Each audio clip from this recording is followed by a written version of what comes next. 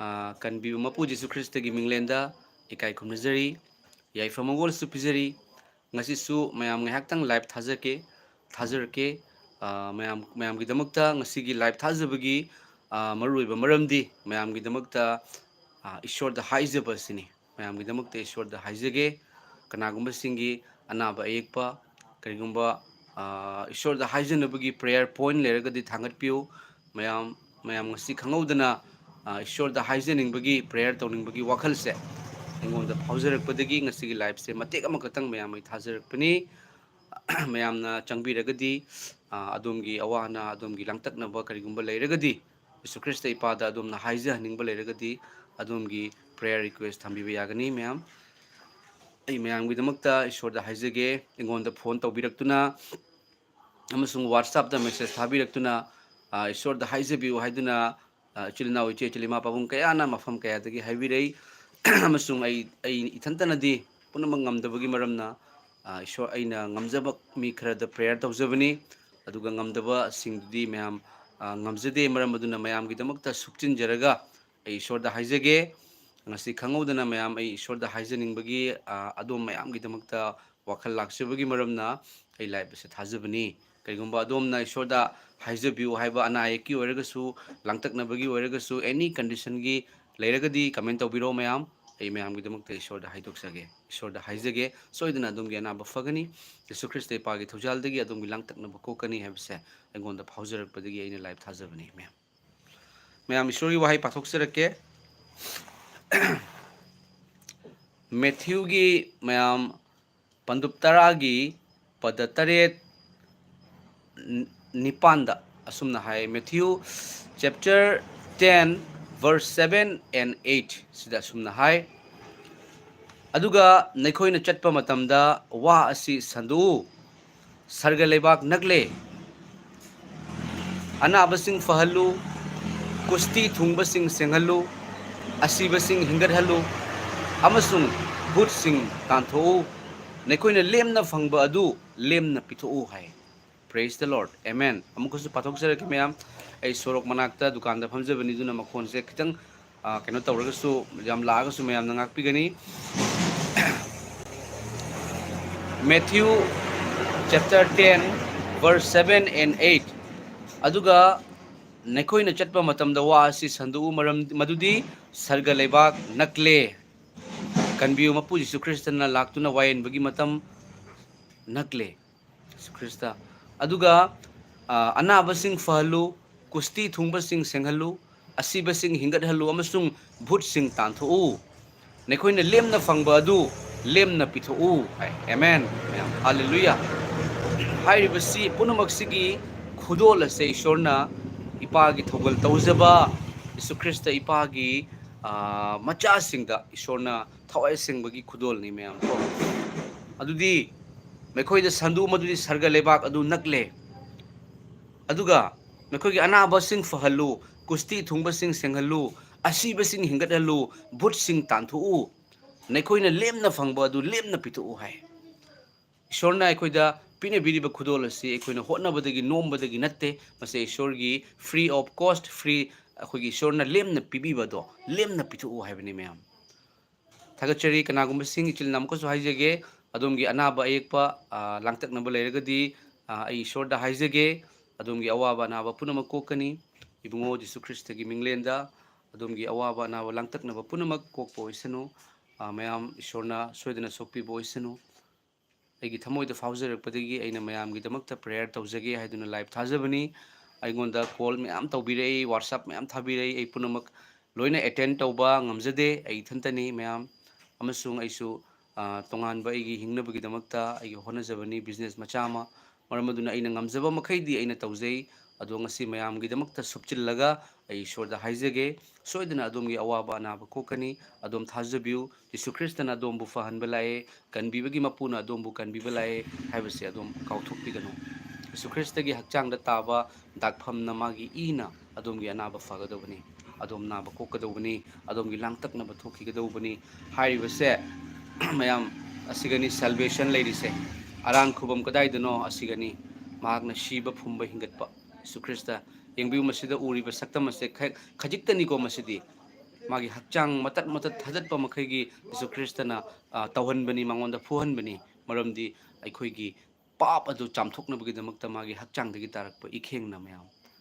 अदम थाजबिउ यीशु ख्रिस्टना अदोमबु कनबिबा लाए अदोमबु फहनबगी लाए अदोमगी इमुंग मनुंगदा लांगतकनबा कोखनबगी लाए अदोमगी अदोमगी लुहोंगलबा मतुंगदा अदोमगी इमुंगदा अंगांग यावदबा अंगांग पिबिनबगी लाए अदोमगी लांगतकनबा लौथोकपा लाए हाइकाप जेकाप तौसलकपगी अवाबा कनबिबा लाए अदोमगी अवाबा लांगतकनबा पोलुम पुनमक थांगदबा लाए हैबसे अदोमना निंगसिंगबिउ अदोमना खनबिउ अदोम थाजबिउ थाजबसे पांगलनी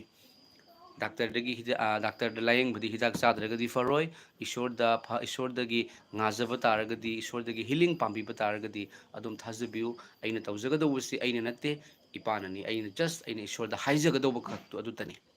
ईश्वरनसु याथंग पिरि अखोइदा मदुदी नखोइना नखोइना चटपा मतमदा वासी संदु मरमदी सरगलेबाक नकले ईश्वरना वायनबगी मतम यीशु ख्रिस्टना मैगी थांग पाइदुना लाकपगी मतम नकले अदुगा अनाबसिंग फहलु कुस्ती थुंगबसिंग सेंगलु अदुगा असीबसिंग हिंगतललु अमसुंग भुतसिंग तांथोउ है मसे इपान अखोइदा पिरबा याथंगनी अदुगा नखोइना लेमना फंगबा अदु लेमना पिथु हाइबा मयाम लेमना पिथु ममल लौदना ईश्वरना ममल लौदे मयाम को यीशु ख्रिस्टना कलबारी की क्रॉस दा सिबिबसे अखोइदा लेमना महाकना कनबिबनी अदुगा मयाम होली बाइबल दगी ईश्वरगी वहाय अमा खतंग पाथोसरके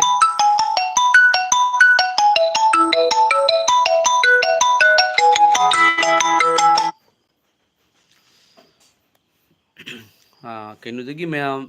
मैथ्यू की पंदुप निपान की पद कुनग निपान दगी हौरगा आई पाथोक्सरके मैथ्यू की पंदुप निपान की पद कुनग निपान दगी हौरगा हौरगा पद कुंथ्राग निथोय सि फावदा आई पाथोक्सरके मुन ताबिउ मैम यीशु ख्रिस्ट कनानो हाइबसे ताइबंग पानबगी मियोइसिंगनदी फजन खंगदे खंगदबसु मैम अमा लै अदुबु कनाना खंगमी हाइबदु यंगबियोबा यीशु ख्रिस्टना ईश्वर ताइबंग पानबदा पोगा ईश्वर की मचानुपा होइदुना लाकपिरगा मागी थगोल हौद्रिङैदगी हाइरिबा अथेंबा पाप तौहनबा हाइरिबा फत्तबगी मकोक अदुनदी खंग्रबनी यंगबिउ मसिदा आई पाथोक्सरके अदोम मुन ताबिउ अदुगा महाकना पात अदुगी अतोप नाकंदा गदरागी मीसिंगी लमदा लाकपदा मोंगफमदगी थोगलकपा भूत चंगबा निपा अनि न महाक थेंगनरे मोंगफमदगी थोगलकपा भूत चंगबा नुपा अनि न महाक थेंगनरे मैखोय यामना साथीबा मरमना मी कनामतन लंबी अदु फाउदुना चटपा ngamlamde अदुगा येंगु मैखोयना सुमना लाउरई ईश्वरगी मचानुपा जीशु नहाका अखोयगा करी मरी लेनबगे भूत सिंग अदुना लाउरईनी मोंगफमदगी थोगलकपा मैम येंगबिको भूत सिंग अदुना करी हरे ईश्वरगी मचानुपा जीशु भूत सिंग अदुना फत्तबदुना खंगे मरमदी जीशु ख्रिस्त कनानो मैम को अदुना नहाका अखोयगा करी मरी लेनबगे है मतम यौद्रिङैदा नहाकना अखोयबु ओट नैबा लाक्लिब्रा मसिगी वाहाइसिना करी ताई मतम यौरगा सोदना ओट नैगदौरे यीशु ख्रिस्टना हाइबा फत्तबसिंग अदोम हेल हाइरिबसे मागी फत्तबदुगी लेफमनी अदो हाइबा भूतसिंग अदुना करी हाइबा मतम यौद्रिङैदा नहाकना अखोयबु ओट नंगना अखोयबु ओट नैबा लाक्लिब्रा हाइ मैम अदुदगी अदुगा मैखोयदगी खरा लापना ओक संगु अमा मचिनजाक चादुना लेरमी मदुदा भूतसिंग अदुना मंगोंदा हाइजै नहाकना अखोयबु तांथोकलबदी ओक संगु अदुगी मनुंगदा चंगहनबिउ है हाइबा भूतसिंग अदुना चंगनबगी मफम अमा मथौ तायबा मैम हाइबा भूतसिंग अदुना चंगनबगी मफम मथौ ताय कदाइदा चंगनी ईश्वरगी पांगल लेतबा मफमदा चंगनेबा यीशु ख्रिस्टना लाकपदा यंगबिउ हाइबा मीदा मींगोंदा फत्तबा मोंगफमदगी थोलकपा फत्तबा थवाई भूत चंगबा मी अदुना यीशु ख्रिस्टना लाकपा मतमदा हाइबा मी अदु थादोगा चली करिगुंबा यीशु ख्रिस्टगी थवाई सिंगबना मी अदुगी नुंगदा लेबा तारगदी भूतना चंगबा ngamgadra फत्तबगी थवाईना चंगबा ngamgadra फत्तबना चिंगबा ngamgadra ngamoy asini मैम अदुबु हाइबा फत्तबदुना ओक संगु अदुगी मनुंगदा चंगहनबिउ हाइदुना हाइबा अदुगा महाकना मैखोयदा हाइ चलु मरुदा भूतसिंग अदु थोखिदुना ओक संगु अदुगी मनुंगदा चंखरे अदुगा येंगु ओक संगु अपुंबा अंगंबा अदुदा कंगाउनरगा पात्ता चेंथरगा इसिंगदा सिखि हारिबा ओक सिंग अदुदा भूतसिंग अदुगी भूतसिंग अदु चंखरे अमसुंग मैखोय कंगाउनदुना चेलगा अंगंबा अमदगी तारगा इसिंगदा लोइना सिखि है मैम मरमदुना यीशु ख्रिस्ट थाजब मतमदा थवाय सिंगमना नुंगदा लोइनबी थवाय सिंगमना नुंगदा लेबी हैबसिनी मैम मरमदुना यीशु ख्रिस्ट महाक लौसनजबसे थाजबसे इचम चंबा वहाई नते मसे यामना लुई यामना अर्थ चावी ꯅꯨꯡꯁꯤꯕꯒꯤ ꯃꯄꯨ ꯏꯪꯊꯕꯒꯤ ꯖꯨꯕ꯭ꯔꯥꯖꯄꯨ ꯂꯧꯁꯟꯖꯕꯅꯤ ꯑꯃꯁꯨꯡ ꯃꯁꯤ ꯑꯩꯈꯣꯏꯅ ꯂꯧꯁꯟꯒꯦ ꯍꯥꯏꯔꯒ ꯂꯧꯁꯟꯕ ꯅꯠꯇꯦ ꯃꯁꯤ ꯏꯁꯣꯔꯒꯤ ꯑꯅꯤꯡꯕꯅꯤ ꯕꯥꯏꯕꯜꯅ ꯍꯥꯏ ꯀꯅꯥꯒꯨꯝꯕ ꯑꯃꯗ ꯃꯌꯥꯝ ꯑꯩꯈꯣꯏꯅ ꯏꯁꯣꯔꯒꯤ ꯋꯥꯄꯥꯎ ꯍꯥꯏꯕ ꯃꯇꯝꯗ ꯀꯅꯥꯒꯨꯝꯕ ꯑꯃꯗ ꯅꯪ ꯖꯤꯁꯨ ꯊꯥꯖꯧ ꯍꯥꯏꯅ ꯆꯥꯝꯂꯛ ꯂꯤꯁꯤꯡꯂꯛ ꯀꯔꯣꯔꯂꯛ ꯍꯥꯏꯔꯁꯨ ꯏꯁꯣꯔꯅ ꯃꯥꯕꯨ ꯀꯧꯊꯣꯛꯄꯤꯗꯕ ꯈꯟꯗꯣꯛꯄꯤꯗꯕ ꯑꯣꯏꯔꯒꯗꯤ ꯃꯥꯅ ꯊꯥꯖꯕ ꯉꯝꯗꯦ ꯌꯤꯁꯨ ꯈ꯭ꯔꯤꯁꯇ ꯊꯥꯖꯕ ꯏꯃꯨꯡꯗ ꯄꯣꯛꯄ ꯇꯥꯔꯒꯁꯨ ꯏꯁꯣꯔꯅ ꯈꯟꯗꯣꯛꯇ꯭ꯔꯒꯗꯤ ꯃꯥꯅ ꯏꯁꯣꯔꯕꯨ ꯊꯥꯖꯕ ꯉꯝꯗꯦ ꯃꯌꯥꯝ ꯑꯗꯨꯅ ꯀꯅꯥꯒꯨꯝꯕ ꯌꯤꯁꯨ ꯈ꯭ꯔꯤꯁꯇꯅ ꯈꯟꯗꯣꯛꯄꯤꯕ ꯑꯣꯏꯔꯒꯗꯤ ꯉꯁꯤ ꯑꯩꯅ ꯁꯦꯝꯖꯔꯤꯕ ꯋꯥꯍꯩ ꯑꯁꯤ ꯑꯗꯣꯝꯅ ꯇꯥꯕꯤꯕ ꯐꯪꯕꯤꯔꯤꯕꯁꯦ ꯏꯁꯣꯔꯅ ꯑꯗꯣꯝꯕꯨ ꯈꯟꯗꯣꯛꯄꯤ ꯍꯥꯏꯕꯁꯦ ꯑꯗꯨꯝ ꯀꯥꯎꯕꯤꯒꯅꯨ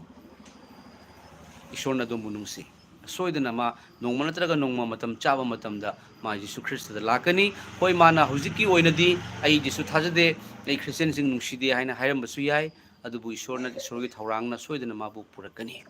ꯄꯥꯁꯇꯔ ꯑꯃꯗ ꯐꯨꯔꯝꯕ ꯑꯩꯅ ꯉꯁꯤ ꯏꯁꯣꯔꯒꯤ ꯊꯧꯒꯜ ꯇꯧꯖꯔꯤꯕꯁꯦ ꯏꯄꯥꯒꯤ ꯊꯧꯔꯥꯡꯅꯤ ꯃꯌꯥꯝ ꯍꯥꯏꯔꯤꯕ ꯐꯠꯇꯕꯁꯤꯡ ꯑꯗꯨꯅꯗꯤ ꯌꯤꯁꯨ ꯈ꯭ꯔꯤꯁꯇ ꯀꯅꯥꯅꯣ ꯍꯥꯏꯕꯁꯦ ꯐꯖꯅ ꯈꯪꯉꯦꯕ ꯏꯁꯣꯔꯒꯤ ꯃꯆꯥꯅꯨꯄꯥ ꯖꯤꯁꯨ ꯍꯥꯏ ꯃꯌꯥꯝ ꯏꯁꯣꯔꯒꯤ ꯃꯆꯥꯅꯨꯄꯥ ꯖꯤꯁꯨ ꯅꯍꯥꯛꯀ ꯑꯩꯈꯣꯏꯒ ꯀꯔꯤ ꯃꯔꯤ ꯂꯩꯅꯕꯒꯦ ꯃꯇꯝ ꯌꯧꯗ꯭ꯔꯤꯉꯩꯗ ꯅꯍꯥꯛꯅ ꯑꯩꯈꯣꯏꯕꯨ ꯑꯣꯠ ꯅꯩꯕ ꯂꯥꯛꯂꯤꯕ꯭ꯔꯥ ꯍꯥꯏ ꯃꯌꯥꯝ ꯄ꯭ꯔꯦꯖ ꯗ ꯂꯣꯔꯗ ꯊꯥꯒꯠꯆꯔꯤ ꯃꯌꯥꯝ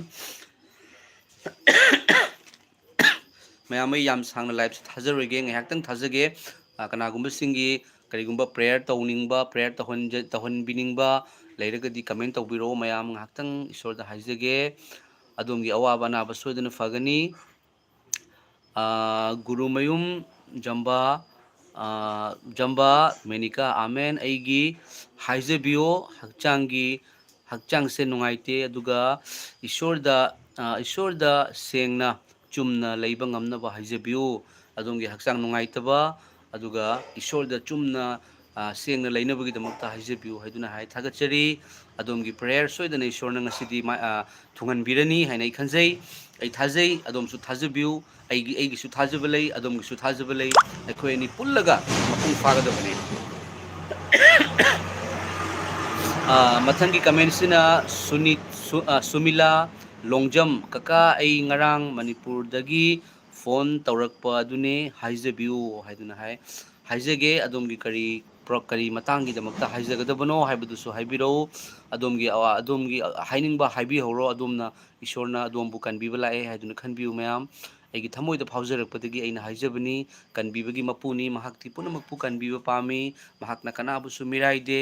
ꯑꯗꯣꯝ ꯐꯠꯇ꯭ꯔꯕ ꯑꯗꯣꯝ ꯂꯥꯜꯂꯕ ꯄꯥꯞꯀꯤ ꯊꯕꯛ ꯃꯌꯥꯝ ꯇꯧꯔꯕ ꯉꯁꯤꯁꯨ ꯃꯇꯝ ꯂꯩꯔꯤ ꯈꯨꯠ ꯑꯅꯤ ꯇꯤꯡꯊꯣꯛꯏ ꯌꯤꯁꯨ ꯈ꯭ꯔꯤꯁꯇꯅ ꯑꯗꯣꯝꯕꯨ ꯀꯟꯕꯤꯒꯦ ꯍꯥꯏꯗꯨꯅ ꯑꯗꯨꯒ ꯑꯦꯂꯤꯅꯥ ꯚꯤꯜ ꯂꯨꯋꯥꯡ ꯀꯀꯥ ꯃꯃꯥꯒꯤ ꯍꯥꯏꯖꯕꯗ ꯌꯥꯎꯕꯤꯌꯣ ꯃꯃꯥꯒꯤ ꯃꯤꯡꯅ ꯕꯦꯝꯕꯦꯝ ꯆꯠꯄ ꯉꯝꯗꯗꯨꯅ ꯂꯩꯕꯅꯦ ꯍꯥꯏ ꯑꯂꯤꯅꯥ ꯁꯤꯁꯇꯔ ꯑꯂꯤꯅꯥ ꯑꯗꯣꯝꯒꯤ ꯃꯃꯥꯒꯤ ꯆꯠꯄ ꯉꯝꯗꯕꯗꯣ ꯁꯣꯏꯗꯅ ꯉꯝꯃꯅꯤ ꯌꯤꯁꯨ ꯈ꯭ꯔꯤꯁꯇ ꯏꯄꯥꯒꯤ ꯊꯧꯖꯥꯜꯗꯒꯤꯀꯣ ꯑꯗꯨꯝ ꯊꯥꯖꯕꯤꯌꯨ ꯃꯃꯥꯗꯁꯨ ꯍꯥꯏꯕꯤꯌꯨ ꯃꯃꯥ ꯅꯪꯒꯤꯗꯃꯛꯇ ꯏꯕꯨꯡꯅ ꯅꯠꯇ꯭ꯔꯒꯁꯨ ꯗꯌꯥꯅꯟꯅ ꯏꯁꯣꯔꯗ ꯍꯥꯏꯖꯈ꯭ꯔꯦ ꯁꯣꯏꯗꯅ ꯃꯃꯥ ꯆꯠꯄ ꯉꯝꯃꯅꯤ ꯍꯥꯏꯕꯤꯌꯨ ꯑꯗꯨꯒ ꯑꯗꯨꯒ ꯏꯁꯥꯏꯄꯣꯝ ꯍꯥꯏꯕꯀꯣ ꯑꯣꯖꯥ ꯌꯥꯝ ꯅꯨꯡꯉꯥꯏꯔꯦ ꯑꯩ ꯗꯤꯃꯥꯄꯨꯔꯗꯒꯤꯅꯦ ꯑꯩꯅ ꯄ꯭ꯔꯦꯌꯔ ꯅꯤꯅꯤꯡꯕꯁꯦ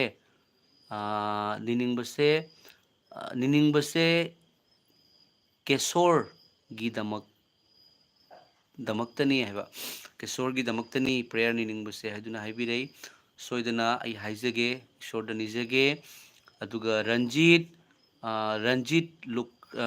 ꯔꯟꯖꯤꯠ ꯂꯨꯀ꯭ꯔꯥꯝ ꯍꯥꯏꯕꯀꯣ ꯑꯣꯖꯥ ꯑꯩꯈꯣꯏꯒꯤ ꯐꯦꯃꯤꯂꯤꯒꯤ ꯄ꯭ꯔꯦꯌꯔ ꯇꯧꯕꯤꯌꯨ ꯑꯣꯖꯥ ꯍꯥꯏꯗꯨꯅ ꯍꯥꯏ ꯁꯣꯏꯗꯅ ꯇꯧꯖꯒꯦ ꯑꯣꯖꯥ ꯑꯗꯣꯝꯒꯤ ꯏꯃꯨꯡ ꯃꯅꯨꯡꯒꯤꯗꯃꯛꯇ ꯏꯁꯣꯔꯗ ꯁꯣꯏꯗꯅ ꯍꯥꯏꯖꯒꯦ ꯊꯥꯖꯕꯤꯌꯨ ꯌꯤꯁꯨ ꯈ꯭ꯔꯤꯁꯇꯅ ꯁꯣꯏꯗꯅ ꯑꯗꯣꯝꯒꯤ ꯑꯋꯥꯕ ꯄꯨꯝꯅꯃꯛ ꯂꯧꯊꯣꯛꯄꯤꯅꯤ ꯍꯥꯏꯕꯗꯣ ꯔꯤꯇꯤꯛꯅ ꯀꯩꯗꯧꯔꯤꯅꯣ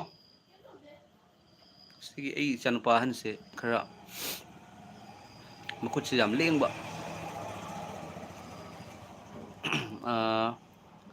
ꯑꯗꯨꯒ ꯃꯌꯥꯝ ꯃꯊꯪꯒꯤ ꯀꯃꯦꯟꯁꯦ ꯀꯤꯂꯔ ꯍꯥꯏꯕꯀꯣ ꯑꯣꯖꯥ ꯏꯄꯥ ꯏꯁꯣꯔꯕꯨ ꯊꯥꯒꯠꯆꯔꯤ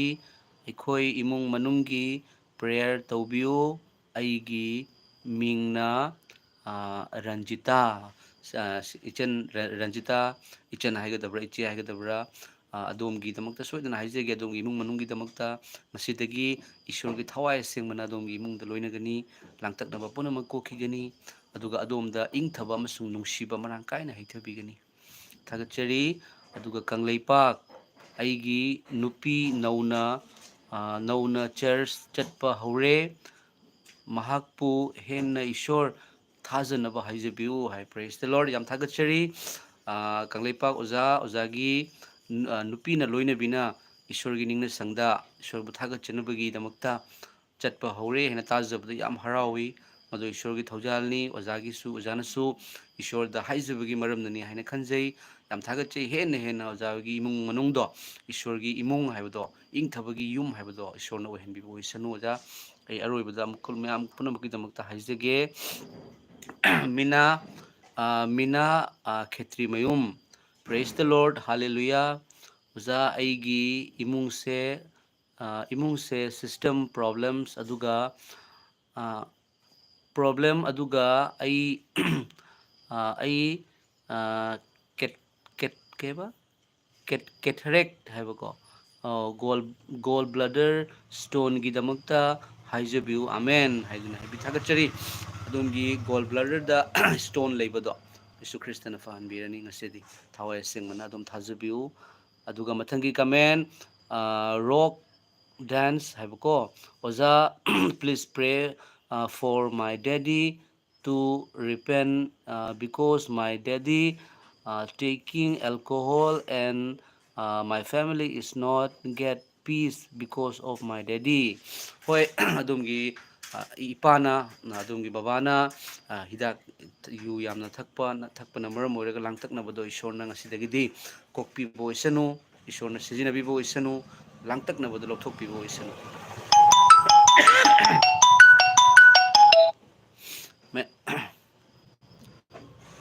ꯃꯌꯥꯝ ꯑꯩꯒꯤ ꯃꯣꯕꯥꯏꯜ ꯅꯝꯕꯔꯁꯦ ꯃꯌꯥꯝ ꯌꯦꯡꯕꯤꯌꯨꯀꯣ ꯀꯣꯜꯁꯦ ꯃꯊꯪ ꯂꯥꯛꯏꯁꯦ ꯍꯧꯖꯤꯛ ꯉꯥꯏꯇꯪ ꯂꯥꯛꯄ ꯋꯥꯠꯂꯤꯕꯅꯤꯁꯦ ꯑꯗꯨꯒ ꯃꯊꯪꯁꯦ ꯁꯨꯃꯤꯂꯥ ꯂꯣꯡꯖꯝ ꯑꯩꯒꯤ ꯄꯨꯛꯀꯤ ꯂꯥꯏ ꯅꯨꯡꯁꯤꯠ ꯂꯩꯕꯗꯣ ꯍꯧꯖꯤꯛ ꯌꯥꯝ ꯅꯨꯡꯉꯥꯏꯇꯦ ꯌꯥꯝ ꯌꯦꯛꯄ ꯁꯥꯕ ꯇꯧꯋꯤ ꯍꯥꯏꯖꯕꯤꯌꯨ ꯀꯀꯥ ꯍꯥꯏꯗꯨꯅ ꯁꯣꯏꯗꯅ ꯍꯥꯏꯖꯒꯦ ꯏꯁꯣꯔꯅ ꯈꯪꯈ꯭ꯔꯕꯅꯤ ꯑꯗꯣꯝꯅ ꯍꯥꯏꯕꯤꯔꯛꯄꯗꯣ ꯑꯗꯣꯝꯒꯤ ꯄꯨꯛꯇ ꯅꯥꯅ ꯌꯦꯛꯇꯅ ꯂꯥꯏ ꯅꯨꯡꯁꯤꯠ ꯍꯥꯏꯕꯗꯣ ꯖꯤꯁꯨ ꯈ꯭ꯔꯤꯁꯇ ꯏꯄꯥꯅ ꯀꯟꯕꯤꯕ ꯑꯣꯏꯁꯅꯨ ꯂꯧꯊꯣꯛꯄꯤꯕ ꯑꯣꯏꯁꯅꯨ ꯃꯔꯨ ꯐꯪꯅ ꯊꯥꯗꯠꯄꯤꯕ ꯑꯣꯏꯁꯅꯨ ꯑꯗꯨꯒ ꯃꯊꯪꯒꯤ ꯀꯃꯦꯟꯁꯦ ꯑꯦꯁ ꯄꯥꯎꯅꯝꯕ ꯃꯉꯥꯡ ꯌꯥꯏꯐꯔꯦ ꯍꯥꯏꯗꯨꯅ ꯊꯥꯒꯠꯆꯔꯤ ꯌꯥꯏꯐꯔꯦ ꯀꯪꯂꯩꯄꯥꯛꯅ ꯌꯥꯏꯐꯔꯦ ꯃꯅꯤꯄꯨꯔ ꯏꯃꯥꯅ ꯌꯥꯏꯐꯔꯦ ꯏꯁꯣꯔꯅ ꯁꯦꯝꯕꯤꯕ ꯇꯥꯏꯕꯪ ꯃꯥꯂꯦꯝꯅ ꯌꯥꯏꯐꯔꯦ ꯌꯤꯁꯨ ꯈ꯭ꯔꯤꯁꯇ ꯏꯄꯥꯅ ꯊꯧꯖꯥꯟ ꯃꯔꯥꯡ ꯀꯥꯏꯅ ꯍꯩꯊꯕꯤꯕ ꯑꯣꯏꯁꯅꯨ ꯑꯗꯨꯒ ꯑꯦꯂꯤꯅꯥ Bhil Luwang press the ꯂꯣꯔꯗ amen ꯍꯥꯏꯗꯨꯅ ꯍꯥꯏꯕꯤꯔꯛꯏ ꯊꯥꯒꯠꯆꯔꯤ ꯄ꯭ꯔꯦꯁ ꯗ ꯂꯣꯔꯗ ꯑꯗꯨꯒ ꯃꯊꯪꯒꯤ ꯀꯃꯦꯟꯁꯦ ꯕꯤꯔꯕꯜ ꯇꯣꯡꯔꯥꯝ ꯀꯣ ꯒꯨꯗ ꯏꯚꯤꯅꯤꯡ ꯑꯣꯖꯥ ꯊꯥꯒꯠꯆꯔꯤ ꯍꯥꯏꯕꯤꯔꯛꯏ ꯒꯨꯗ ꯏꯚꯤꯅꯤꯡ ꯑꯣꯖꯥ ꯕꯤꯔꯕꯜ ꯑꯣꯖꯥꯕꯨꯁꯨ ꯏꯁꯣꯔꯒꯤ ꯃꯤꯡꯗ ꯏꯀꯥꯏ ꯈꯨꯝꯅꯖꯔꯤ ꯑꯣꯖꯥ ꯃꯊꯪꯒꯤ ꯀꯃꯦꯟꯁꯦ ꯔꯣꯕꯔꯠꯁꯟ ꯋꯥꯏꯔꯣꯛꯄꯝ ꯑꯣꯖꯥ ꯑꯩꯒꯤ ꯍꯥꯏꯖꯕꯤꯌꯣ ꯑꯣꯖꯥ ꯑꯩꯁꯦ ꯋꯥꯈꯜ ꯈꯔ ꯆꯪꯗ꯭ꯔꯦ ꯈꯟꯕ ꯂꯥꯡꯇꯛꯅꯕ ꯀꯣꯛꯍꯟꯕꯤꯕ ꯑꯃꯗꯤ ꯏꯁꯣꯔ ꯊꯧꯒꯜ ꯇꯧꯕꯗ ꯆꯣꯛꯊꯕ ꯍꯟꯊꯕ ꯂꯩꯇꯅꯕ ꯑꯣꯖꯥ ꯍꯥꯏꯕꯤ ꯌꯥꯝ ꯊꯥꯒꯠꯆꯔꯤ ꯑꯣꯖꯥꯒꯤ ꯀꯃꯦꯟꯁꯤ ꯌꯥꯝ ꯅꯨꯡꯁꯤ ꯇꯥꯕꯗ ꯁꯣꯏꯗꯅ ꯍꯥꯏꯖꯔꯤ ꯑꯗꯨꯒ ꯏꯁꯣꯔꯒꯤ ꯊꯧꯒꯜꯒꯤꯗꯃꯛꯇ ꯆꯣꯛꯊꯗꯕ ꯅꯥꯗꯕ ꯌꯦꯛꯇꯕ ꯑꯋꯥ ꯑꯅꯥ ꯀꯣꯛꯆꯕ ꯍꯥꯏꯕꯗꯣ ꯀꯟꯕꯤꯕꯒꯤ ꯃꯄꯨꯅ ꯖꯤꯁꯨ ꯈ꯭ꯔꯤꯁꯇ ꯏꯄꯥꯅ ꯍꯣꯂꯤ ꯁ꯭ꯄꯤꯔꯤꯠꯅ ꯏꯄꯥ ꯏꯁꯣꯔ ꯌꯦꯍꯣꯋꯥ ꯏꯄꯥꯅ ꯑꯗꯣꯝꯗ ꯉꯝꯍꯟꯕꯤꯕ ꯑꯣꯏꯁꯅꯨ ꯑꯃꯦꯟ ꯑꯗꯨꯒ ꯃꯊꯪꯒꯤ ꯀꯃꯦꯟꯁꯦ RKC ꯕꯦꯕꯤ ꯐꯥꯔꯃꯤꯡ ꯍꯥꯏꯕꯀꯣ ꯑꯣꯖꯥ ꯃꯅꯤꯄꯨꯔꯒꯤꯗꯃꯛ ꯏꯁꯣꯔꯗ ꯍꯥꯏꯖꯕꯗ ꯌꯥꯎꯕꯤꯌꯣ ꯏꯔꯥꯡ ꯑꯁꯦ ꯀꯜꯂꯦ ꯍꯥꯏ ꯆꯨꯝꯃꯦ ꯃꯇꯝ ꯆꯨꯞꯄꯗ ꯍꯥꯏꯖꯕꯅꯤ ꯏꯁꯣꯔꯗ ꯏꯔꯝꯗꯝ ꯃꯅꯤꯄꯨꯔꯒꯤꯗꯃꯛꯇ ꯏꯔꯝꯗꯝ ꯃꯅꯤꯄꯨꯔ ꯇꯦꯛꯇ ꯀꯥꯏꯗꯕ ꯑꯣꯏꯁꯅꯨ ꯃꯤꯁꯤ ꯃꯤꯅꯥ ꯌꯥꯎꯗꯕ ꯑꯣꯏꯁꯅꯨ ꯍꯥꯏꯗꯨꯅ ꯍꯥꯏꯖꯩ ꯃꯌꯥꯝ ꯏꯁꯣꯔꯅ ꯁꯣꯏꯗꯅ ꯀꯟꯕꯤꯕ ꯑꯣꯏꯁꯅꯨ ꯏꯔꯝꯗꯝ ꯃꯅꯤꯄꯨꯔꯒꯤꯗꯃꯛꯇ ꯍꯥꯏꯖꯔꯤ ꯑꯗꯨꯒꯤ ꯃꯊꯪꯒꯤ ꯀꯃꯦꯟꯁꯦ ꯖꯤꯅꯥ ꯗꯦꯕꯤ ꯑꯣꯖꯥ ꯏꯄꯥ ꯏꯁꯣꯔꯗ ꯑꯩꯒꯤꯁꯨ ꯍꯥꯏꯖꯕꯤꯌꯨ ꯑꯩꯒꯤ ꯑꯉꯥꯡ ꯌꯥꯎꯗ꯭ꯔꯤ ꯌꯥꯎꯅꯕꯒꯤꯗꯃꯛꯇ ꯊꯥꯒꯠꯆꯔꯤ ꯏꯄꯥ ꯏꯁꯣꯔꯕꯨ ꯑꯃꯦꯟ ꯍꯥꯏꯗꯨꯅ ꯍꯥꯏꯕꯤꯔꯤ ꯊꯥꯒꯠꯆꯔꯤ ꯏꯄꯥ ꯏꯁꯣꯔꯗ ꯈꯨꯔꯨꯝꯖꯔꯤ ꯖꯤꯅꯥ ꯗꯦꯕꯤ ꯑꯗꯣꯝꯒꯤ ꯃꯤꯠꯇ ꯏꯆꯥ ꯌꯥꯎꯗꯕꯗꯣ ꯁꯣꯏꯗꯅ ꯌꯤꯁꯨ ꯈ꯭ꯔꯤꯁꯇ ꯏꯄꯥꯒꯤ ꯃꯤꯡꯗ ꯊꯋꯥꯏ ꯑꯁꯦꯡꯕꯅ ꯍꯣꯂꯤ ꯁ꯭ꯄꯤꯔꯤꯠꯅ ꯑꯗꯣꯝꯒꯤ ꯅꯨꯡꯁꯤꯕ ꯏꯆꯥꯁꯤꯡ ꯄꯤꯅꯕꯤꯕ ꯑꯣꯏꯁꯅꯨ ꯍꯌꯦꯡ ꯆꯥꯎꯔꯒ ꯃꯤꯊꯣꯏ ꯃꯤꯍꯦꯟ ꯑꯣꯏꯕ ꯑꯩꯈꯣꯏ ꯑꯗꯣꯝꯒꯤ ꯏꯃꯨꯡ ꯃꯅꯨꯡꯒꯤ ꯃꯤꯡꯆꯠ ꯄꯨꯔꯛꯄ ꯈꯛꯇ ꯅꯠꯇꯅ ꯑꯩꯈꯣꯏꯒꯤ ꯏꯔꯝꯗꯝ ꯃꯅꯤꯄꯨꯔꯒꯤꯁꯨ ꯃꯤꯡꯆꯠ ꯄꯨꯔꯛꯄ ꯍꯥꯏꯕ ꯏꯆꯥꯁꯤꯡ ꯏꯁꯣꯔꯅ ꯄꯤꯅꯕꯤꯕ ꯑꯣꯏꯁꯅꯨ ꯄ꯭ꯔꯚꯨ ꯖꯤꯁꯨꯒꯤ ꯃꯤꯡꯅ ꯑꯃꯦꯟ ꯃꯤꯅꯥ ꯈꯦꯇ꯭ꯔꯤꯃꯌꯨꯝ ꯑꯣꯖꯥ pray for I contact and blessing and business blessing amen haiduna haibirei thagachari isorna hena blessing haithabibo oisanu mathangi comment se indrani leivon oza nacha aigi oza nachi haibni ko nachi aigi nupada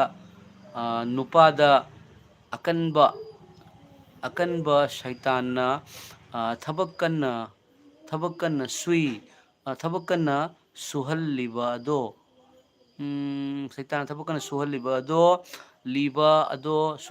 ꯏꯁꯣꯔꯅ ꯋꯥꯔꯛꯄꯤꯕ ꯑꯣꯏꯁꯅꯨ ꯄ꯭ꯔꯥꯊꯅꯥ ꯇꯧꯕꯤꯌꯨ ꯍꯥꯏꯕꯀꯣ ꯄ꯭ꯔꯥꯊꯅꯥ ꯄꯥꯡꯕꯤꯌꯨ ꯁꯣꯏꯗꯅ ꯄꯥꯡꯖꯒꯦ ꯏꯆꯦꯒꯤ ꯏꯄꯨꯔꯣꯏꯕꯗ ꯀꯔꯤꯒꯨꯝꯕ ꯐꯠꯇꯕꯒꯤ ꯄꯥꯡꯒꯜ ꯂꯩꯔꯝꯕꯗꯤ ꯁꯣꯏꯗꯅ ꯏꯁꯣꯔꯅ ꯂꯧꯊꯣꯛꯄꯤꯈꯤꯒꯅꯤ ꯉꯁꯤꯒꯤ ꯅꯨꯃꯤꯠꯇꯒꯤ ꯄ꯭ꯔꯚꯨ ꯖꯤꯁꯨꯒꯤ ꯊꯧꯖꯥꯜꯗꯒꯤ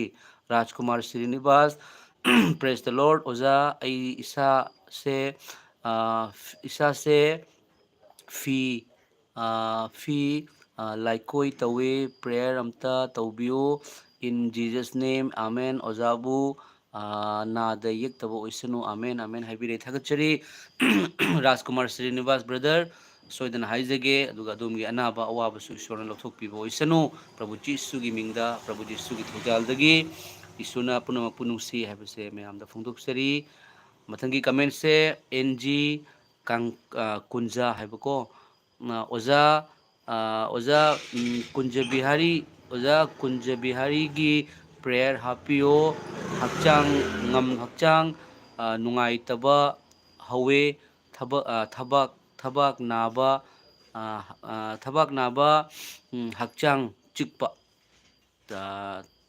ꯊꯕꯛ ꯅꯥꯕ ꯍꯛꯆꯥꯡ ꯆꯤꯛꯄ ꯁꯣꯏꯗꯅ ꯍꯥꯏꯖꯒꯦ ꯑꯣꯖꯥ NG ꯀꯨꯟꯖꯥ ꯑꯋꯥꯕ ꯑꯅꯥꯕꯗꯨ ꯏꯁꯣꯔꯅ ꯌꯤꯁꯨ ꯈ꯭ꯔꯤꯁꯇꯅ ꯂꯧꯊꯣꯛꯄꯤꯕ ꯑꯣꯏꯁꯅꯨ ꯏꯁꯣꯔꯗ ꯍꯥꯏꯖꯒꯦ ꯑꯣꯖꯥ ꯑꯩꯈꯣꯏꯒꯤꯗꯃꯛꯇ ꯏꯁꯣꯔ ꯂꯩ ꯀꯔꯤꯁꯨ ꯋꯥꯕꯤꯒꯅꯨ ꯂꯥꯡꯇꯛꯅꯕꯤꯒꯅꯨ ꯄꯩꯁꯥ ꯂꯩꯇ꯭ꯔꯕ ꯂꯥꯏꯔꯔꯕ ꯖꯣꯟ ꯂꯩꯇ꯭ꯔꯕ ꯃꯤꯅ ꯏꯟꯊꯣꯛꯄꯤꯔꯕ ꯃꯤꯅ ꯉꯥꯡꯕꯤꯔꯕ ꯌꯤꯁꯨ ꯈ꯭ꯔꯤꯁꯇ ꯏꯄꯥ ꯂꯩ ꯑꯩꯈꯣꯏꯒꯤꯗꯃꯛꯇꯗꯤ ꯑꯐꯕꯁꯦ ꯃꯤꯅꯁꯨ ꯌꯥꯝ ꯄꯥꯝꯃꯛꯇꯕ ꯃꯇꯝ ꯑꯣꯏꯔꯕꯅꯤ ꯃꯌꯥꯝ ꯑꯐꯕ ꯑꯆꯨꯝꯕꯁꯦ ꯇꯨꯍꯠꯄꯤꯔꯕ ꯃꯇꯝꯅꯤ ꯀꯩꯁꯨꯝ ꯂꯥꯡꯇꯛꯅꯕꯤꯒꯅꯨ ꯑꯗꯣꯝꯒꯤꯗꯃꯛꯇ ꯏꯁꯣꯔ ꯂꯩ ꯑꯗꯨꯒ ꯃꯊꯪꯒꯤ ꯀꯃꯦꯟꯁꯦ ꯗꯥꯡꯁꯋꯥ ꯂꯥꯏꯗꯣꯡ ꯑꯣꯖꯥ ꯑꯩꯒꯤ ꯏꯃꯨꯡꯒꯤꯗꯃꯛ ꯄ꯭ꯔꯦꯌꯔ ꯇꯧꯕꯤꯌꯣ ꯍꯥꯏ ꯁꯣꯏꯗꯅ ꯇꯧꯖꯒꯦ ꯑꯣꯖꯥ ꯗꯥꯡꯁꯋꯥ ꯂꯥꯏꯗꯣꯡ ꯑꯣꯖꯥꯒꯤ ꯏꯃꯨꯡ ꯃꯅꯨꯡꯗ ꯏꯁꯣꯔꯒꯤ ꯕ꯭ꯂꯦꯁꯤꯡ ꯂꯥꯛꯄ ꯑꯣꯏꯁꯅꯨ ꯑꯅꯥꯕ ꯑꯌꯦꯛꯄ ꯑꯃꯝꯕꯒꯤ ꯄꯥꯡꯒꯜ ꯊꯣꯛꯈꯤꯕ ꯑꯣꯏꯁꯅꯨ ꯄ꯭ꯔꯚꯨ ꯖꯤꯁꯨꯒꯤ ꯃꯤꯡꯅ ꯑꯃꯦꯟ ꯑꯗꯨꯒ ꯃꯊꯪꯒꯤ ꯀꯃꯦꯟꯁꯦ ꯑꯥꯀꯥꯁ ꯄꯟꯊ ꯍꯥꯏꯕꯀꯣ ꯖꯤꯖꯁ ꯂꯚꯁ ꯍꯥꯏ ꯊꯥꯒꯠꯆꯔꯤ ꯄ꯭ꯔꯦꯁ ꯗ ꯂꯣꯔꯗ ꯊꯦꯡꯛ ꯌꯨ ꯁꯣ ꯃꯆ ꯌꯤꯁꯨ ꯈ꯭ꯔꯤꯁꯇꯅ ꯑꯗꯣꯝꯕꯨ ꯅꯨꯡꯁꯤ ꯃꯌꯥꯝ ꯄꯨꯝꯅꯃꯛꯄꯨ ꯅꯨꯡꯁꯤ ꯔꯥꯖꯀꯨꯃꯥꯔ ꯁ꯭ꯔꯤꯅꯤꯕꯥꯁ ꯊꯥꯒꯠꯆꯔꯤ ꯑꯣꯖꯥ ꯗꯌꯥ ꯑꯣꯖꯥꯒꯤꯗꯃꯛꯇꯁꯨ ꯍꯥꯏꯖꯒꯦ ꯑꯩꯈꯣꯏ ꯃꯌꯥꯝꯅꯁꯨ ꯏꯟ ꯖꯤꯖꯁ ꯅꯦꯝ ꯑꯃꯦꯟ ꯍꯥꯏꯕꯤꯔꯦ ꯊꯥꯒꯠꯆꯔꯤ ꯑꯩꯈꯣই ꯑꯃꯅ ꯑꯃꯒꯤꯗꯃꯛꯇ ꯍꯥꯏꯖꯃꯤꯟꯅꯁꯤ ꯑꯃꯒ ꯏꯁꯣꯔꯒꯤ ꯃꯆꯥꯁꯤꯡ ꯑꯩꯈꯣꯏ ꯃꯌꯥꯝ ꯌꯤꯁꯨ ꯈ꯭ꯔꯤꯁꯇꯒꯤ ꯃꯤꯡꯗ ꯑꯩꯈꯣꯏ ꯍꯥꯏꯖꯃꯤꯟꯅꯁꯤ ꯊꯥꯒꯠꯆꯔꯤ ꯑꯇꯩ ꯀꯃꯦꯟ ꯇꯧꯕꯤꯅꯕ ꯂꯩꯔꯒꯗꯤ ꯄ꯭ꯔꯦꯌꯔ ꯔꯤꯀ꯭ꯋꯦꯁ ꯂꯩꯔꯒꯗꯤ ꯍꯥꯏꯕꯤꯔꯛꯑꯣ ꯃꯌꯥꯝ ꯑꯗꯨ ꯅꯠꯇ꯭ꯔꯒꯁꯨ ꯃꯌꯥꯝꯅ ꯑꯩꯅ ꯇꯧꯖꯔꯤꯕꯁꯦ ꯀꯅꯥꯒꯨꯝꯕꯁꯤꯡꯅ ꯀꯔꯤꯒꯨꯝꯕ ꯃꯇꯨꯡꯗ ꯌꯦꯡꯕꯤꯕ ꯇꯥꯔꯒꯁꯨ ꯑꯗꯣꯝꯁꯤꯡꯒꯤꯗꯃꯛꯇꯁꯨ ꯌꯥꯎꯖꯔꯤꯕꯅꯤ ꯑꯗꯣꯝꯅ ꯉꯁꯤ ꯅꯠꯇ꯭ꯔꯒꯁꯨ ꯍꯌꯦꯡ ꯀꯔꯤꯒꯨꯝꯕ ꯌꯦꯡꯕꯤꯕ ꯇꯥꯔꯒꯁꯨ ꯃꯇꯨꯡꯗ ꯌꯦꯡꯕꯤꯕ ꯇꯥꯔꯒꯁꯨ ꯑꯗꯣꯝꯅ ꯑꯗꯣꯝꯅ ꯉꯁꯤꯒꯤ ꯂꯥꯏꯚ ꯑꯁꯦ ꯍꯦꯛ ꯌꯦꯡꯕꯤꯕꯒ ꯑꯗꯣꯝꯒꯤꯗꯃꯛꯇꯁꯨ ꯄ꯭ꯔꯦꯌꯔ ꯇꯧꯔꯤꯕꯅꯤ ꯍꯥꯏꯕꯁꯦ ꯑꯗꯨꯝ ꯈꯟꯕꯤꯌꯨꯀꯣ ꯃꯌꯥꯝ ꯊꯥꯒꯠꯆꯔꯤ ꯏꯁꯣꯔꯅ ꯄꯨꯝꯅꯃꯛꯄꯨ ꯅꯨꯡꯁꯤ ꯄꯨꯝꯅꯃꯛꯄꯨ ꯀꯟꯕꯤꯕ ꯄꯥꯝꯃꯤ ꯃꯍꯥꯛꯀꯤ ꯃꯐꯝꯗ ꯖꯥꯇꯤ ꯕꯤꯖꯥꯇꯤ ꯈꯥꯏꯗꯦ ꯑꯗꯣꯝ ꯅꯥꯔꯒ ꯂꯩꯕ ꯂꯥꯡꯇꯛꯅꯔꯒ ꯂꯩꯕ ꯑꯗꯣꯝꯒꯤ ꯑꯋꯥꯕ ꯑꯅꯥꯕ ꯄꯨꯝꯅꯃꯛ ꯀꯣꯛꯍꯟꯒꯅꯤ ꯑꯗꯣꯝꯗꯒꯤ ꯂꯨꯄꯥ ꯑꯃ ꯆꯪꯉꯣꯏ ꯑꯗꯣꯝꯗ ꯑꯋꯥꯡꯕꯗ ꯀꯥꯕꯒꯤ ꯑꯔꯨꯕꯗ ꯀꯨꯝꯕꯒꯤ ꯃꯊꯧ ꯇꯥꯗꯦ ꯃꯔꯝꯗꯤ ꯏꯁꯣꯔꯅ ꯑꯩꯈꯣꯏꯕꯨ ꯏꯁꯣꯔꯅ ꯃꯥꯒꯤ ꯃꯤꯇꯧ ꯃꯥꯟꯅ ꯁꯦꯝꯈꯤꯕꯅꯤ ꯑꯩꯈꯣꯏꯒꯤ ꯃꯅꯥꯇꯣꯟꯗ ꯍꯤꯡꯕꯒꯤ ꯅꯨꯡꯁꯥ ꯁꯣꯔ ꯀꯥꯝꯁꯤꯟꯕꯗꯒꯤ ꯑꯍꯤꯡꯕ ꯑꯣꯏꯈꯤꯕꯅꯤ ꯑꯩꯈꯣꯏꯒꯤꯗꯃꯛꯇ ꯃꯇꯝ ꯆꯨꯞꯄꯗ ꯋꯥꯈꯜ ꯇꯧꯗꯨꯅ ꯂꯩ ꯃꯁꯤꯗ ꯑꯗꯣꯝꯅ ꯎꯕꯤꯔꯤꯕꯁꯦ ꯌꯤꯁꯨ ꯈ꯭ꯔꯤꯁꯇꯁꯦ ꯃꯥꯅ ꯀꯜꯕꯥꯔꯤꯒꯤ ꯀ꯭ꯔꯣꯁꯇ ꯄꯥꯡ ꯇꯤꯡꯉꯤꯕꯁꯦ ꯃꯥ ꯏꯁꯣꯔꯒꯤ ꯃꯆꯥꯅꯨꯄꯥꯅꯤ ꯃꯥꯅ ꯇꯧꯕ ꯉꯝꯗꯕ ꯂꯩꯇꯦ ꯃꯥꯅ ꯀꯔꯤ ꯇꯧꯕꯤꯔꯝꯃꯤ ꯑꯅꯥꯕ ꯐꯍꯜꯂꯝꯃꯤ ꯃꯃꯤꯠ ꯇꯥꯡꯕ ꯎꯍꯜꯂꯝꯃꯤ ꯆꯍꯤ 12 ꯆꯨꯞꯅ ꯏ ꯇꯥꯔꯕꯤ ꯅꯨꯄꯤ ꯑꯃꯅ ꯃꯥ ꯐꯤꯖꯤ ꯈꯛꯇꯪ ꯄꯥꯏꯕꯗ ꯐꯩ ꯅꯨꯃꯤꯠ 4ꯅꯤ ꯁꯤꯔꯕ ꯃꯤ ꯍꯤꯡꯒꯠꯍꯜꯂꯝꯃꯤ ꯂꯨꯈ꯭ꯔꯥꯕꯤ ꯑꯃꯒꯤ ꯈꯛꯇꯪ ꯉꯥꯏꯖꯕ ꯄꯣꯛꯆꯕ ꯃꯆꯥ ꯁꯤꯕ ꯃꯇꯝꯗ ꯃꯥꯅ ꯑꯁꯤꯕꯒꯤ ꯀꯨ ꯑꯗꯨ ꯁꯣꯛꯑꯒ ꯍꯥꯏ ꯅꯨꯄꯥ ꯃꯆꯥ ꯍꯧꯒꯠꯂꯨ ꯍꯥꯏꯕꯗ ꯍꯧꯒꯠꯈꯤ ꯃꯥꯅ ꯇꯧꯕ ꯉꯝꯗꯕ ꯀꯔꯤ ꯑꯃꯨꯛ ꯂꯩꯔꯝꯒꯅꯤ ꯑꯗꯨꯕꯨ ꯃꯥꯗꯤ ꯁꯤꯕꯤꯕ ꯂꯥꯛꯄꯅꯤ ꯃꯔꯝꯗꯤ ꯑꯩꯈꯣꯏꯕꯨ ꯑꯁꯨꯛꯀꯤ ꯃꯇꯤꯛ ꯅꯨꯡꯁꯤ ꯍꯥꯏꯕꯁꯦ ꯑꯁꯤꯅ ꯎꯠꯂꯤ ꯃꯌꯥꯝ ꯑꯁꯤꯒ ꯎꯔꯤꯕꯁꯦ ꯑꯁꯤꯒ ꯇꯥꯔꯤꯕ ꯏꯁꯦ ꯑꯁꯤꯗꯤ ꯈꯖꯤꯛꯇꯅꯤ ꯃꯥꯒꯤ ꯍꯛꯆꯥꯡꯁꯦ ꯃꯇꯠ ꯃꯇꯠ ꯊꯔꯠꯄꯅꯤ ꯃꯌꯥꯝ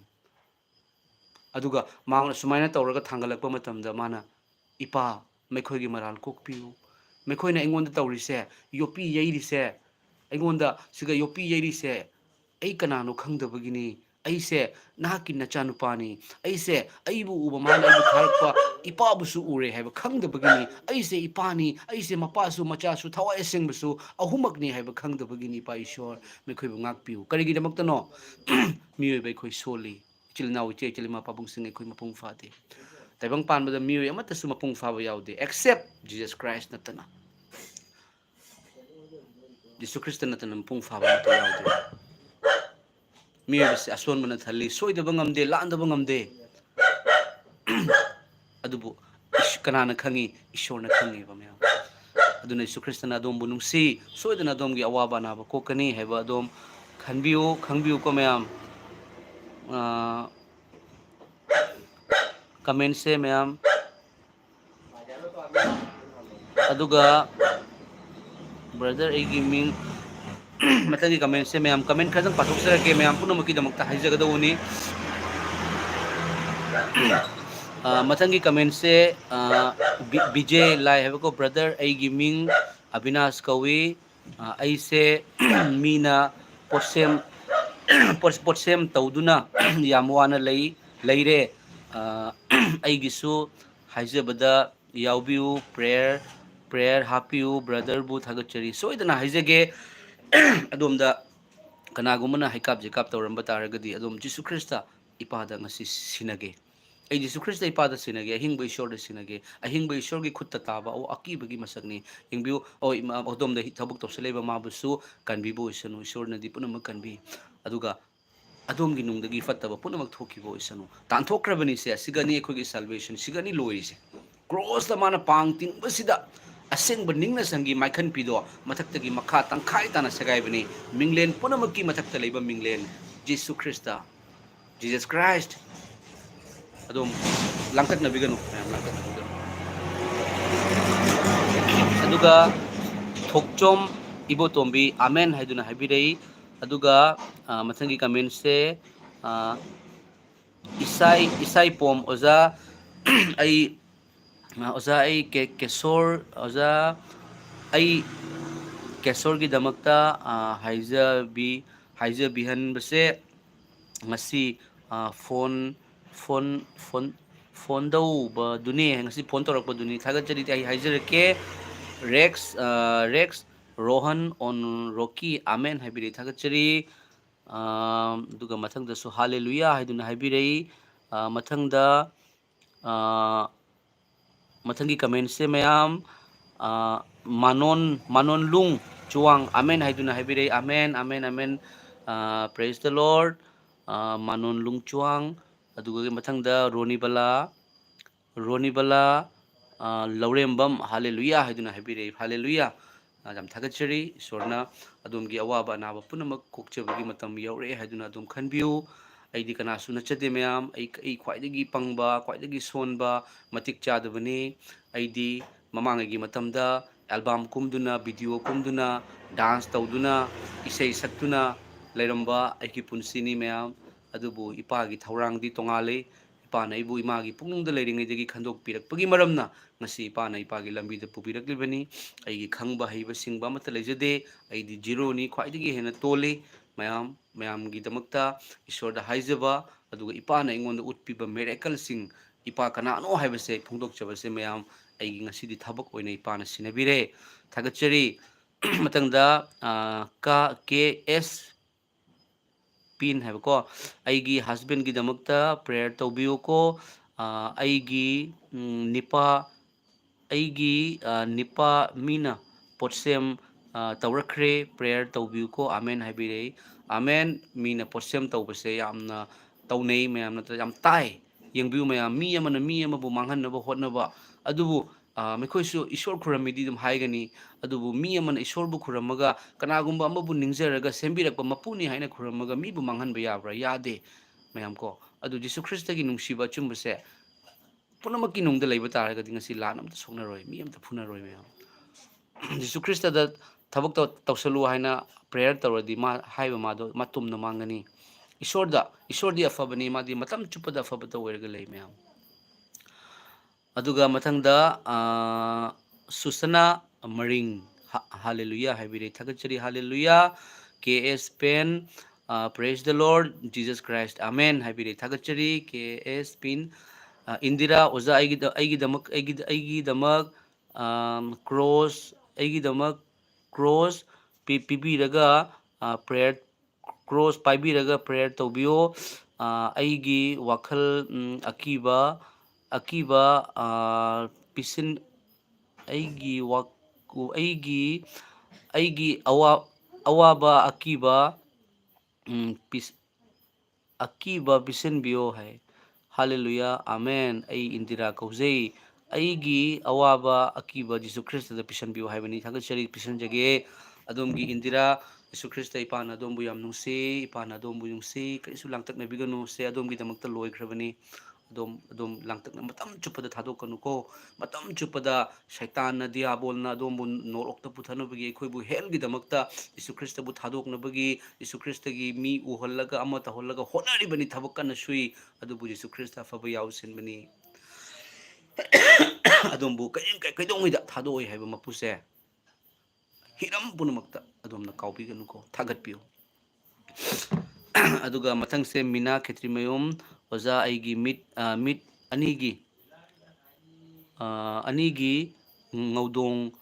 ꯂꯩꯕꯒꯤ ꯄ꯭ꯔꯦꯌꯔ ꯇꯧꯕꯤꯌꯨ ꯍꯥꯏ ꯍꯥꯂꯦꯂꯨꯌꯥ ꯑꯗꯣꯝꯒꯤ ꯃꯤꯠꯇ ꯉꯧꯗꯣꯡ ꯊꯨꯡꯕꯒꯤ ꯑꯅꯥꯕꯗꯣ ꯄ꯭ꯔꯚꯨ ꯖꯤꯁꯨꯅ ꯀꯣꯛꯍꯟꯕꯤꯕ ꯑꯣꯏꯁꯅꯨ ꯊꯥꯒꯠꯆꯔꯤ ꯑꯗꯨꯒ ꯃꯊꯪꯒꯤꯁꯦ ꯀꯃꯦꯟꯁꯤꯅ ꯇꯥꯕꯕꯤ ꯀꯣ ꯇꯕꯥꯕꯤ ꯋꯥꯍꯦꯡꯕꯝ ꯍꯥꯏꯕ ꯑꯣꯖꯥ ꯑꯩꯒꯤꯁꯨ ꯄ꯭ꯔꯦꯌꯔ ꯇꯧꯕꯤꯌꯣ ꯑꯩꯒꯤ ꯅꯨꯄꯥ ꯏꯅꯦꯝꯕꯣꯛꯅ ꯌꯥꯝꯅ ꯂꯩꯃꯤꯟꯅꯕ ꯅꯨꯡꯉꯥꯏꯇꯦ ꯐꯨꯕ ꯆꯩꯕ ꯇꯧꯋꯤ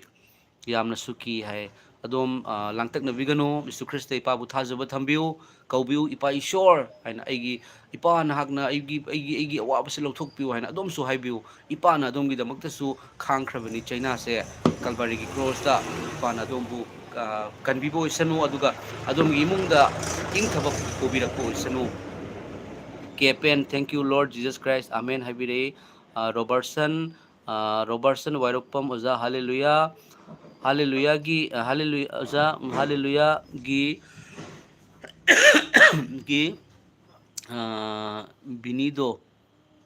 ꯕꯤꯅꯤꯗꯣ ꯊꯥꯕꯤꯔꯛꯀꯗꯤ ꯌꯥꯝꯅ ꯅꯨꯡꯉꯥꯏꯅꯤ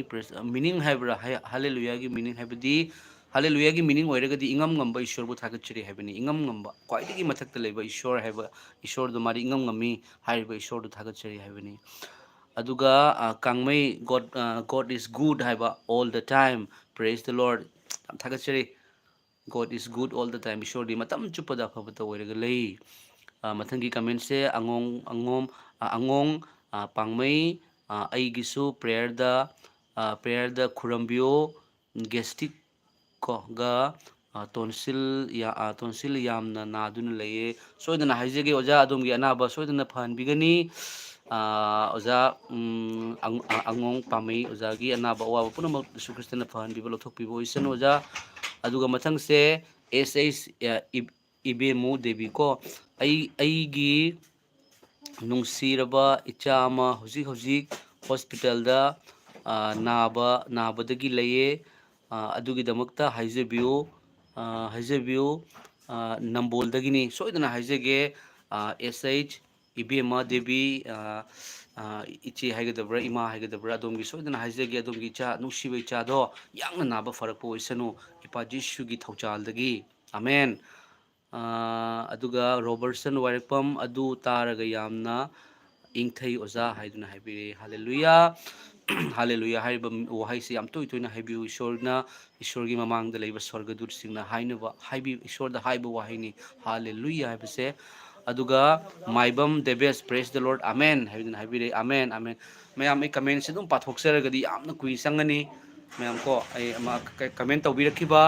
ꯁꯤꯡ ꯑꯗꯣꯝꯁꯤꯡꯒꯤꯗꯃꯛꯇ ꯉꯁꯤꯒꯤ ꯑꯣꯏꯅ ꯍꯥꯏꯖꯒꯦ ꯑꯗꯣꯝꯅ ꯀꯃꯦꯟ ꯇꯧꯕꯤꯔꯛꯇꯨꯅ ꯑꯗꯣꯝꯒꯤ ꯑꯋꯥꯕ ꯑꯅꯥꯕ ꯂꯥꯡꯇꯛꯅꯕ ꯐꯣꯡꯗꯣꯛꯄꯤꯔꯛꯄꯒꯤꯗꯃꯛꯇ ꯊꯥꯒꯠꯆꯔꯤ ꯑꯗꯣꯝꯅ ꯑꯩꯅ ꯄꯥꯊꯣꯛꯆꯈꯤꯕꯗꯣ ꯏꯁꯣꯔꯅ ꯇꯥꯈ꯭ꯔꯕꯅꯤ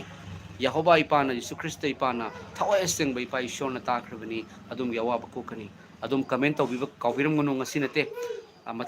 ꯃꯊꯪꯒꯤ ꯋꯥꯄꯥꯎ ꯑꯃꯗ ꯑꯗꯣꯝ ꯁꯣꯏꯗꯅ ꯀꯃꯦꯟ ꯇꯧꯕꯤꯔꯝꯃꯣ ꯑꯗꯨꯒ ꯑꯗꯣꯝꯗ ꯐꯍꯟꯕꯤꯕꯗꯣ ꯑꯗꯣꯝꯅ ꯃꯌꯥꯝꯗꯁꯨ ꯇꯥꯛꯊꯣꯛꯄꯤꯌꯨ ꯃꯌꯥꯝ ꯃꯟꯇ꯭ꯔ ꯁꯣꯜꯂꯒ ꯐꯍꯟꯕ ꯅꯠꯇꯦ ꯈꯨꯠꯇ ꯈꯣꯡꯗ ꯀꯔꯤꯒꯨꯝꯕ ꯄꯨꯜꯂꯒ ꯐꯍꯟꯕ ꯅꯠꯇꯦ ꯀꯔꯤꯒꯨꯝꯕ ꯑꯃ ꯀꯠꯊꯣꯛꯑꯒ ꯐꯍꯟꯕ ꯅꯠꯇꯦ ꯑꯣꯟꯂꯤ ꯐꯣꯔ ꯏꯁꯣꯔꯗ ꯍꯥꯏꯖꯕꯗꯒꯤ ꯐꯩ ꯐꯍꯜꯂꯒꯦ ꯍꯥꯏꯅ ꯀꯧꯕ ꯃꯄꯨꯅꯤ ꯃꯌꯥꯝ ꯑꯗꯣꯝꯅ ꯂꯝꯕꯤ ꯆꯠꯄ ꯃꯇꯝꯗ ꯌꯤꯁꯨ ꯈ꯭ꯔꯤꯁꯇꯒꯤ ꯃꯈꯨꯠ ꯑꯅꯤ ꯇꯤꯡꯊꯣꯛꯑꯒ ꯎꯕꯅꯤ ꯊꯥꯡ ꯇꯥ ꯄꯥꯏꯔꯒ ꯂꯩꯇꯕꯅꯤ ꯃꯈꯨꯠ ꯑꯅꯤ ꯇꯤꯡꯊꯣꯛꯑꯒ ꯌꯤꯁꯨ ꯈ꯭ꯔꯤꯁꯇ ꯂꯩꯔꯤꯗꯣ ꯀꯟꯕꯤꯔꯒꯦ ꯏꯆꯥꯅꯨꯄꯥ ꯏꯆꯥꯅꯨꯄꯤ ꯍꯥꯏꯕꯅꯤꯀꯣ ꯑꯗꯣꯝꯕꯨ ꯌꯥꯝ ꯅꯨꯡꯁꯤ ꯑꯗꯣꯝ ꯐꯠꯇꯕ ꯊꯕꯛ ꯑꯃ ꯇꯧꯈ꯭ꯔꯦ ꯃꯌꯥꯝ ꯇꯧꯔꯒꯁꯨꯅꯦ ꯑꯁꯤꯁꯨ ꯃꯇꯝ ꯂꯩꯔꯤ ꯑꯗꯣꯝꯕꯨ ꯍꯤꯡꯍꯟꯕꯤꯕꯒꯤ ꯃꯔꯝꯗꯤ ꯑꯗꯣꯝꯕꯨ ꯀꯟꯕꯤꯒꯦ ꯃꯇꯝ ꯑꯗꯣꯝꯗ ꯄꯤꯕꯤꯔꯤꯕꯅꯤ ꯏꯁꯣꯔꯅ ꯊꯥꯒꯠꯆꯔꯤ ꯃꯌꯥꯝ ꯑꯗꯣꯝ ꯄ꯭ꯔꯦꯌꯔ ꯇꯧꯕꯤꯌꯨ ꯍꯥꯏꯅ ꯍꯥꯏꯕꯤꯔꯛꯄꯁꯤꯡ ꯑꯗꯣꯝ ꯃꯃꯤꯠ ꯎꯁꯟꯕꯤꯌꯨ ꯏꯁꯣꯔꯗ ꯍꯥꯏꯖꯔꯤꯉꯩꯗ ꯑꯗꯣꯝ ꯃꯃꯤꯠ ꯎꯁꯟꯕꯤꯌꯨꯀꯣ ꯃꯌꯥꯝ ꯊꯥꯒꯠꯆꯔꯤ ꯏꯄꯥ ꯏꯁꯣꯔ ꯂꯩꯁꯦꯝꯕꯤꯌꯨ ꯃꯄꯨ ꯁꯔꯒ ꯃꯥꯂꯦꯝ ꯇꯥꯏꯕꯪꯄꯥꯟ ꯁꯦꯝꯕꯤꯕ ꯑꯕ꯭ꯔꯥꯍꯝꯒꯤ ꯑꯩꯖꯥꯛꯀꯤ ꯌꯥꯀꯨꯞꯀꯤ ꯏꯁꯣꯔ ꯏꯖ꯭ꯔꯥꯑꯦꯜꯒꯤ ꯏꯁꯣꯔ ꯃꯤꯑꯣꯏꯕ ꯄꯨꯝꯅꯃꯛꯀꯤ ꯍꯧꯔꯛꯐꯝ ꯑꯣꯏꯔꯤꯕ ꯏꯄꯥ ꯌꯦꯍꯣꯕꯥ ꯏꯄꯥꯕꯨ ꯊꯥꯒꯠꯆꯔꯤ ꯈꯨꯔꯨꯝꯖꯔꯤ ꯉꯁꯤꯒꯤ ꯐꯖꯕ ꯅꯨꯃꯤꯠ ꯄꯤꯅꯕꯤꯗꯨꯅ ꯐꯖꯈ꯭ꯔꯕ ꯁꯦꯡꯊꯣꯏꯔꯕ ꯃꯇꯝ ꯑꯁꯤꯗ ꯏꯄꯥ ꯅꯍꯥꯛꯅ ꯑꯩꯒꯤ ꯊꯃꯣꯏꯗ ꯐꯥꯎꯍꯟꯕꯤꯗꯨꯅ ꯏꯄꯥ ꯑꯋꯥ ꯑꯅꯥ ꯇꯥꯔꯕꯁꯤꯡꯒꯤꯗꯃꯛꯇ ꯍꯥꯏꯖꯅꯕꯒꯤ ꯃꯇꯝ ꯄꯤꯕꯤꯕꯒꯤꯗꯃꯛ ꯊꯥꯒꯠꯆꯔꯤ ꯏꯄꯥ ꯏꯁꯣꯔ ꯉꯁꯤꯒꯤ ꯂꯥꯏꯞꯇ ꯀꯃꯦꯟ ꯇꯧꯕꯤꯔꯛꯈ꯭ꯔꯕ ꯏꯆꯤꯜ ꯏꯅꯥꯎ ꯏꯆꯦ ꯏꯆꯜ ꯏꯃꯥ ꯄꯥꯕꯨꯡꯁꯤꯡꯒꯤ ꯑꯋꯥꯕ ꯑꯅꯥꯕ ꯂꯥꯡꯇꯛꯅꯕ ꯄꯨꯝꯅꯃꯛ ꯂꯧꯊꯣꯛꯄꯤꯌꯨ ꯅꯆꯥꯅꯨꯄꯥ ꯖꯤꯁꯨ ꯈ꯭ꯔꯤꯁꯇꯒꯤ ꯃꯤꯡꯗ ꯍꯥꯏꯖꯕꯅꯤ ꯏꯄꯥ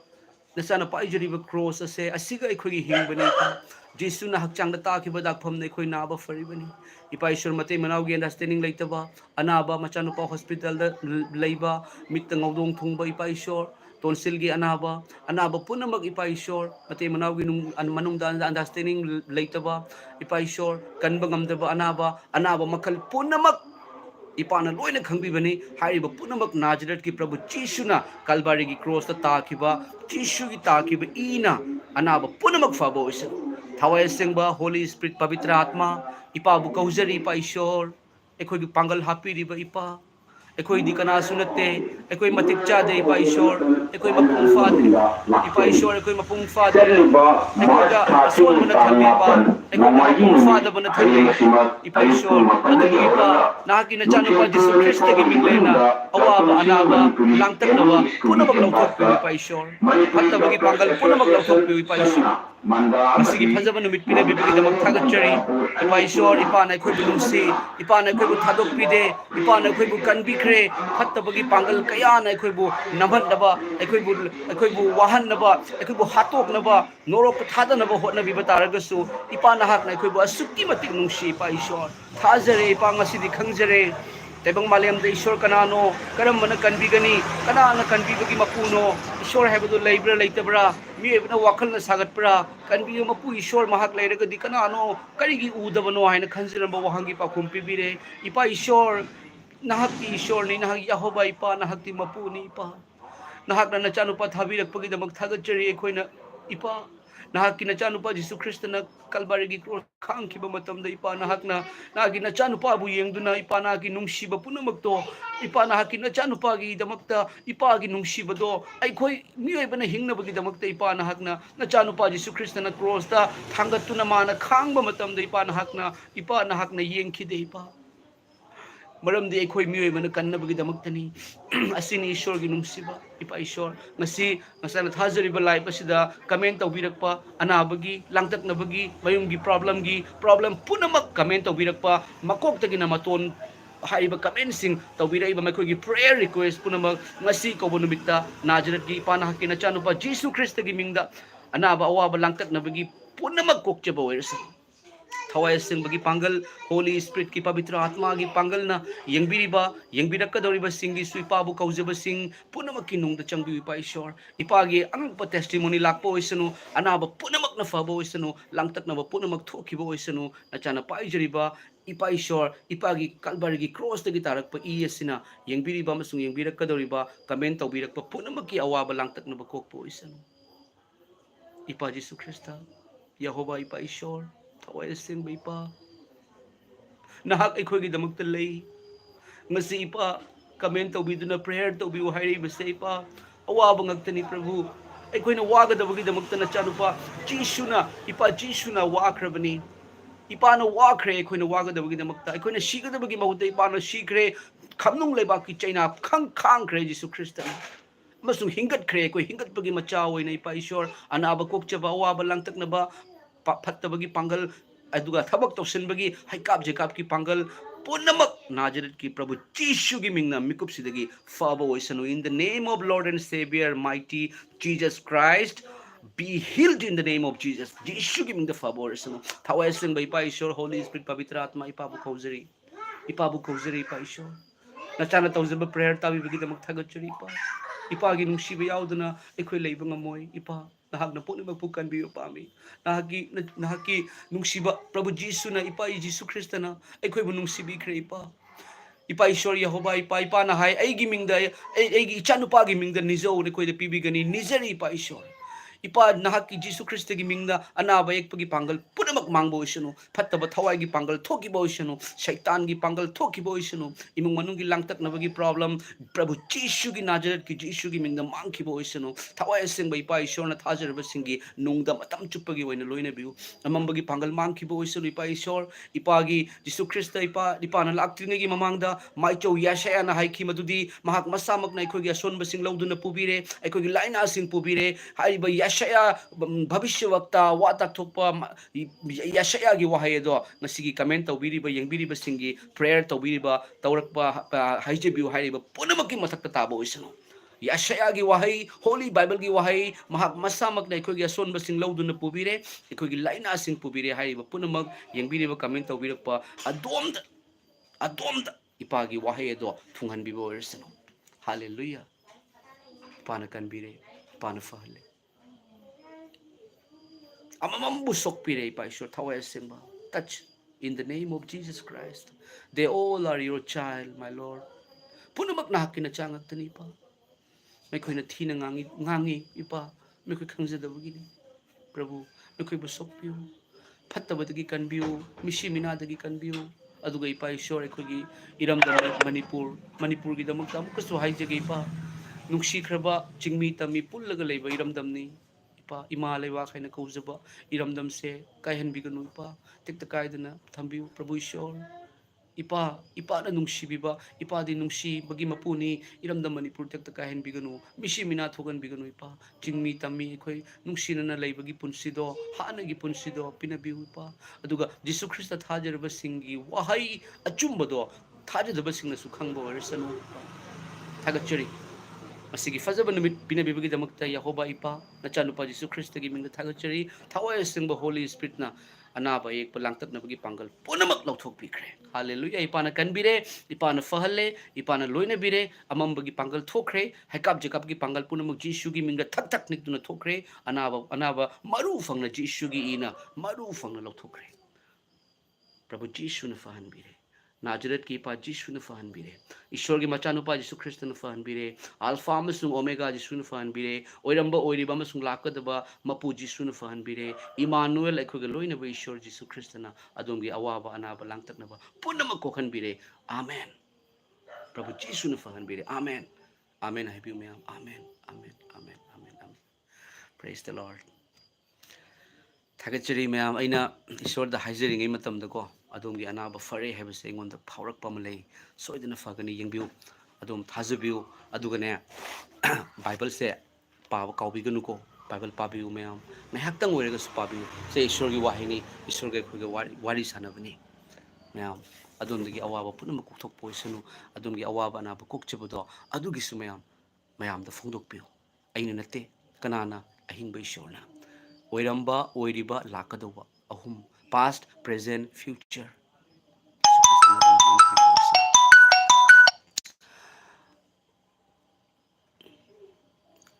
ꯊꯥꯒꯠꯆꯔꯤ ꯃꯌꯥꯝ ꯀꯃꯦꯟ ꯑꯔꯣꯏꯕꯗ ꯈꯤꯇꯪ ꯄꯥꯊꯣꯛꯆꯒꯦꯀꯣ ꯃꯌꯥꯝ ꯔꯣꯕꯔꯠꯁꯟ ꯃꯥꯏꯕꯝ ꯗꯦꯕꯤꯁ ꯄ꯭ꯔꯦꯁ ꯗ ꯂꯣꯔꯗ ꯑꯃꯦꯟ ꯔꯣꯕꯔꯠꯁꯟ ꯋꯥꯏꯔꯣꯛꯄꯝ ꯑꯣꯖꯥꯒꯤ ꯆꯦꯅꯦꯜꯗ ꯂꯩꯕꯗꯣ ꯍꯥꯂꯦꯂꯨꯌꯥ ꯍꯥꯂꯦꯂꯨꯌꯥ ꯕꯦꯛꯒ꯭ꯔꯥꯎꯟꯒꯤꯗꯣ ꯍꯥꯏ ꯊꯥꯒꯠꯆꯔꯤ ꯌꯥꯝꯅ ꯅꯨꯡꯁꯤꯕꯅꯤ ꯑꯗꯨꯒꯤ ꯀꯩꯅꯣꯗꯣ ꯑꯗꯨꯒ ꯃꯊꯪꯗ ꯃꯤꯅꯥ ꯈꯦꯇ꯭ꯔꯤꯃꯌꯨꯝ ꯑꯃꯦꯟ ꯑꯃꯦꯟ ꯑꯃꯦꯟ ꯍꯥꯏꯗꯨꯅ ꯍꯥꯏꯕꯤꯔꯛꯏ ꯑꯗꯨꯒ ꯃꯣꯏꯅꯨ ꯁꯤꯡꯁꯣꯟ ꯑꯣꯐꯤꯁꯤꯌꯦꯜ ꯑꯥꯏ ꯑꯦꯝ ꯀꯨꯀꯤ ꯍꯥꯂꯦꯂꯨꯌꯥ ꯍꯥꯂꯦꯂꯨꯌꯥ ꯑꯃꯦꯟ ꯐꯨꯜ ꯁꯄꯣꯔꯠ ꯃꯩꯇꯩ ꯍꯥꯏꯗꯨꯅ ꯍꯥꯏꯕꯤꯔꯛꯏ ꯏꯁꯣꯔꯒꯤ ꯅꯨꯡꯁꯤꯕꯗꯣ ꯎꯠꯊꯣꯛꯃꯤꯟꯅꯁꯤ ꯏꯁꯣꯔꯒꯤ ꯅꯨꯡꯁꯤꯕ ꯑꯆꯨꯝꯕꯗꯣ ꯃꯌꯥꯝꯗ ꯇꯥꯛꯊꯣꯛꯃꯤꯟꯅꯁꯤ ꯃꯤꯅꯥ ꯈꯦꯇ꯭ꯔꯤꯃꯌꯨꯝ ꯑꯃꯦꯟ ꯑꯃꯦꯟ ꯑꯃꯦꯟ ꯊꯥꯒꯠꯆꯔꯤ ꯑꯗꯨꯒ ꯑꯗꯨꯒ ꯃꯊꯪꯒꯤꯁꯦ ꯈꯥꯡꯃꯩ ꯑꯃꯦꯟ ꯍꯥꯏꯕꯤꯔꯛꯏ Suresh Maring amen K S ꯄꯦꯟ ꯀꯣ hallelujah praise the Lord amen amen Meena Khatrimayum amen amen amen अदुगा Rebichandra Khaidem Thoi praise the Lord हाइबनी हालेलुया ओजा ओजागी लाइफ ngасidi थेंगनजरे हालेलुया आमेन लाइफ थेंगनबगा लोइना अदोमगी अवाबसु ngasiदगी कोकचबो ओइजरो प्रभु जिसुगी मिंगदा एलिना वी लुआंग आमेन हाइबिरे सोफिया खत्रीमयूम आमेन अदुगागिदी के पी पेन आमेन बिमोल कांगambam प्रेज द लॉर्ड अदुगा गुरुमयुम मिनिका को अनाबा फहनबिरे आमेन हाइबिरे amen praise the Lord Yeshu ख्रिस्टना तौबा ngамदबा लेतबनी को अदोमगी अनाबा कोखनबिरसनु अदुगा Rex Roshan on Rocky amen हाइबिरे अबुंग पामई आमेन अदुगदी अदुगई मथन कमेंट से सिनिन्स हाइबको double Z praise the Lord अदुगा @LOX KIG आमेन हाइबिरे थागतचरी प्रेज द लॉर्ड अखोई थाजरबा यीशु ख्रिस्टगी नुसीबना अखोई पुनसलबनी अखोई एनी मफम दसु लेसनु इपान अखोई अमत हेनबिरबनी को हाइबसे खनबियु अदुगा अखोइना तौजगदुबसे गसी अखोई मतम अमदा इपा कनानो खंगमदे हाइबदी ईश्वर से खंगजरमदे मीगिनी अदुगिनी अदागिनी ओइसु ओइदबदा अंग्रेजना संदोकपसु नते यीशु ख्रिस्टगी सेबोक थॉमसना इंडियादा लागा यीशु ख्रिस्टगी वहाई संदोखिबनी अदुबु मीना हाइरकपा ताबदगी अंग्रेजना संदोकप धर्मनी हाइना अखोइसु खंगदबदगी अदुम हाइरगा लेरमी अदुम हाइरगा लेरमी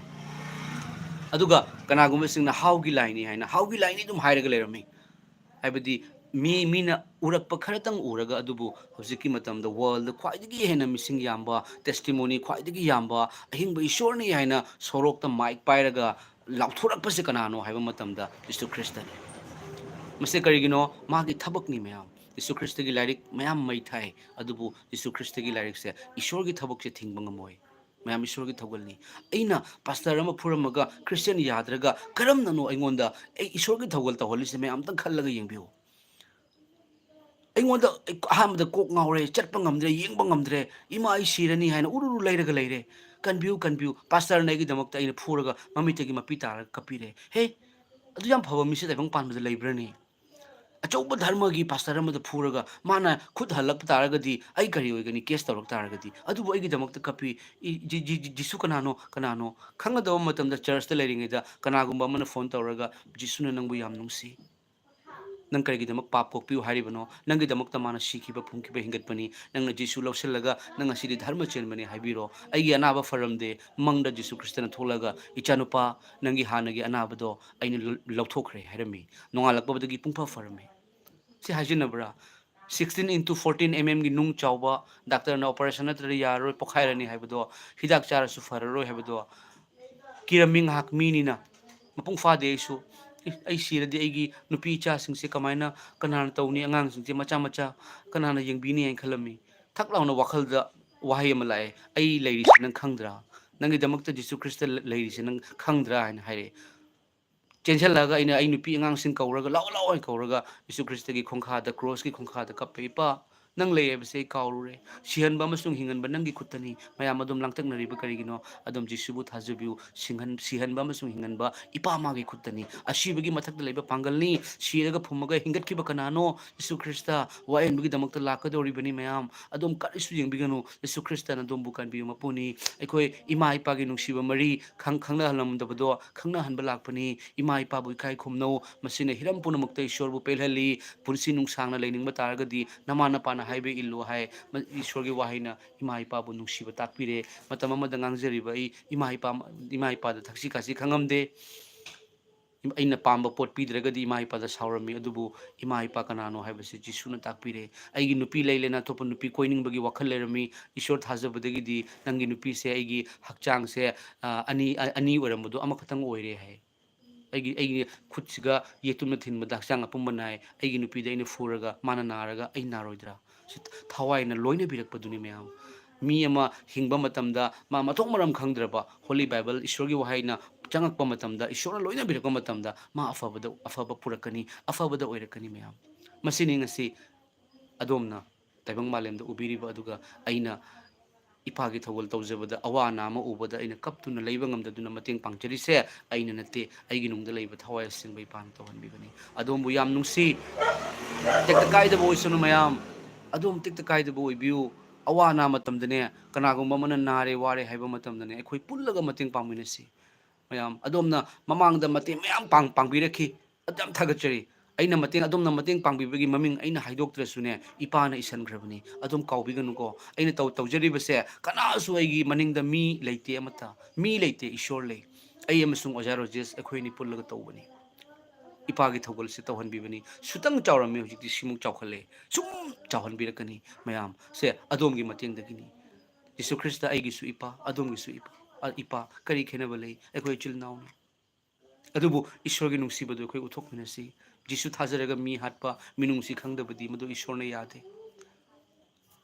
ꯍꯦꯟꯅ ꯍꯦꯟꯅ ꯏꯄꯥꯒꯤ ꯅꯨꯡꯁꯤꯕꯁꯦ ꯈꯪꯖꯗꯕꯁꯤꯡꯗ ꯐꯣꯡꯗꯣꯛꯃꯤꯟꯅꯁꯤ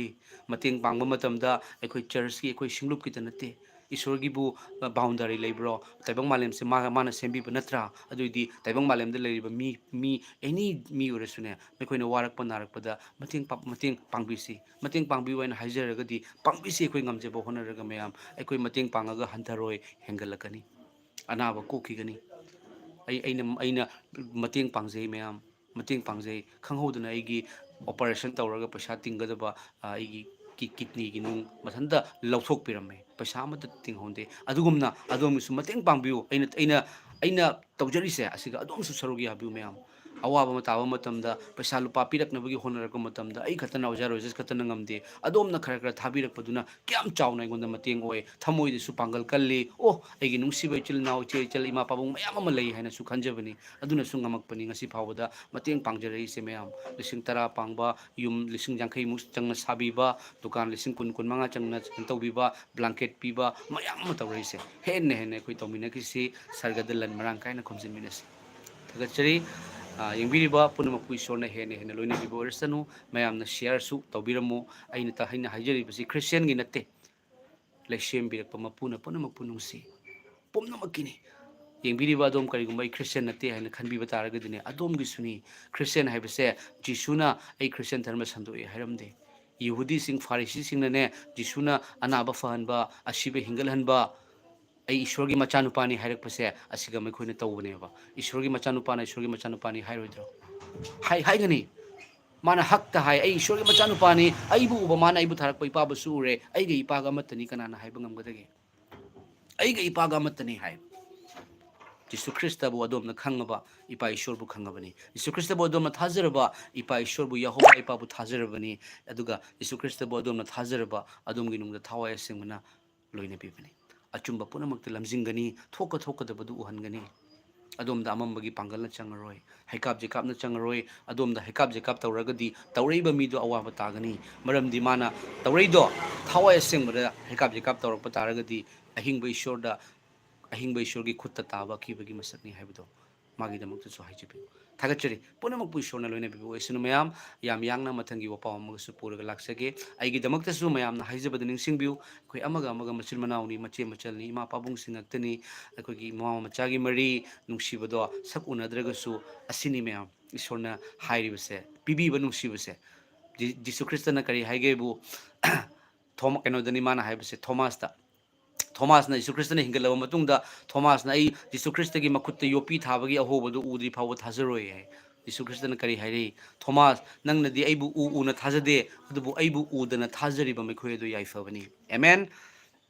आइबु उदना थाजरिबा मैखोय याइफबनी मरमदी उदना थाजबदो मागी थाजबा याम चावे